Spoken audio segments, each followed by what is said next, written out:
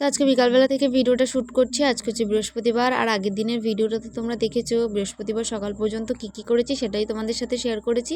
যদি কেউ দেখে না থাকো অবশ্যই আমার পেজে গিয়ে দেখে আসতে পারো। এদিকে কাকা নারকেল ভাঙছিল, আজকে করবো একটু তালের বড়া, আর দোকানে চলে এসেছিলাম। তারপরে এর বাদবাকি যেগুলো নেওয়ার ছিল সেগুলো নিয়ে নিয়েছি। সো হ্যালো এভরিওয়ান, কেমন আছো তোমরা সবাই? আশা করছি ভালো আছে, আমিও খুব ভালো আছি। আমি মন্দিরে আবার একটি মিনি ব্লগ নিয়ে চলে এসেছি।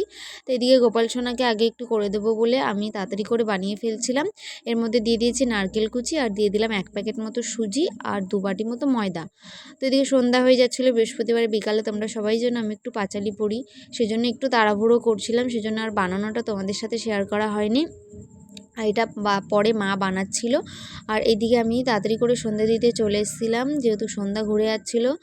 আর আমি চেষ্টা করি সবসময় নিজে কোনো কিছু খাওয়ার আগে গোপাল সোনাকে দিয়ে, সেজন্য তালের বড়াটাও ওর জন্য তাড়াতাড়ি করে বানিয়ে নিয়েছিলাম, জামাকাপড় সব কিছু ছেড়েই। আর সন্ধ্যা দিতেও চলে এসেছি, এখন ওদের সবাইকে খেতে দিয়ে দেবো। আর আজকে পাঁচালি পড়তে প্রায় অনেকটাই লেট হয়ে গেছিলো, কেননা তালের বড়া বানাতেই কতটা লেট হয়ে গেছিলো। আমি ভেবেছিলাম হয়তো তাড়াতাড়ি হয়ে যাবে। তো এদিকে সন্ধ্যা দেওয়া হয়ে গেছে, এবার আমি সমস্ত আর প্রসাদটা উঠিয়ে নেব। আর এদিকে আমাদের স্যামি দাঁড়িয়ে রয়েছে খাওয়ার জন্য।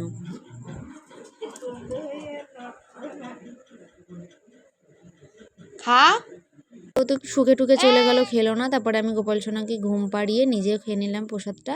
তারপরে এদিকে বাদবাকি যে তালের বড়াটা করতে এসে দেখি রান্নাঘরের আর লাইটটাই জ্বলছে না। তারপর টর্চ লাইট জ্বালিয়ে রান্নাটা করতে হলো। এদিকে টর্চ লাইটের চার্জও ছিল না বেশি, তো তাড়াহুড়ো করছিলাম। মা ওইদিকে তালের বড়াটা করছিল, আর আমি এদিকে চালটাও ভিজিয়ে রাখছিলাম, কেননা তাড়াতাড়ি করে রান্নাটা করতে হবে। চালটা ভিজিয়ে রাখলে আমার মনে হয় তাড়াতাড়ি ভাতটা হয়ে যায়। আজকে রাত্রেবেলা বেশি কিছু করবে না, শুধু আলু ভাতেই করবে, আর তালের বড়া করেছে। এদিকে আমিও বসে পড়েছিলাম তালের বড়া করতে, আর এদিকে টর্চের চার্জটাও শেষ হয়ে আসছিলো। আর এদিকে দেখো আমার তালের বড়া পুরোপুরি কমপ্লিট হয়ে গেছে। এটা হচ্ছে পরের দিন বিকালবেলাকার ভিডিও। আজকে বিকালে একটু পালপাড়ায় যাওয়ার আছে, একটা কাকুর বাড়িতে যাব। তা আমাদের 3টের সময় যাওয়ার কথা ছিল, সেখানে আমি একটু ঘুমিয়ে পড়েছিলাম। দুপুরবেলা ঘুম থেকে উঠে দেখি 3:30 বেজে গেছে। তো রেডি হয়ে বেরোতে প্রায় 5টা বেজে গেছিলো। আর এদিকে দেখো 5টার সময় কী পরিমাণে রোদ বেরিয়েছে, কেউ বলবে এখন 5টা বাজে। তো অভি এখানে এসে দাঁড়িয়েছিল, তো আমার থেকে বেশি লেট করে। আমার রেডি হয়ে প্রায় 10 থেকে 15 মিনিট মতো দাঁড়িয়ে থাকতে হয়েছে। তো হাতের এই ফিতেটা বাদ দিয়ে ওকে বলছিলাম যে দেখো কত ভালোবাসে আমাকে। তারপর তেল শেষ হয়ে গেছিলো, চলে এসেছিলাম পেট্রোল পাম্পে। আর এখানে তো আর কি ভিডিও করতে অ্যালাউ করে না, সেজন্য চুপি একটু ভিডিও করে নিলাম।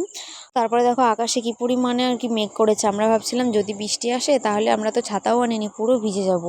কি পরিমাণে, তোমরা হয়তো ক্যামেরায় সেরকম বুঝতে পারছো না, পুরো কালো মেঘে ভরা ছিল। তারপরে চলে এসেছি পালপাড়াতে। এখানে এসে প্রত্যেক দিনের মতো আজকেও গেট পড়েছে।